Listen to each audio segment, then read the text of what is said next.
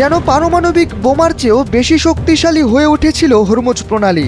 Israel যুক্তরাষ্ট্রের সাথে যুদ্ধে ইরান বলতে গেলে পুরো সফলতাই পেয়েছে হরমুজের ওপর নিয়ন্ত্রণ জারি করে। 3 দেশের যুদ্ধ শুরুর পর বিশ্ব বাণিজ্যের পুরো ভবিষ্যৎ যখন ঝুলছিল হরমুজ প্রণালীর ওপর, তখন ইরান এখানেই দিয়েছে একের পর এক মাস্টার স্ট্রোক। কখনো মাইন পেতে রেখে তো কখনো উচ্চ মূল্যে ফি নির্ধারণ করে পশ্চিমাদের পরাস্ত করতে হরমুজই ছিল ইরানের আসল হাতিয়ার। ইরানের সাথে যুক্তরাষ্ট্রের যুদ্ধবিরতি হওয়ার পর প্রণালীটি খুলে দেওয়া হয়েছিল, তবে যুদ্ধবিরতি লঙ্ঘন করে ইসরায়েল নতুন করে লেবাননে হামলা করায় জলপথটি ফের বন্ধ করে দেওয়া হয়েছে।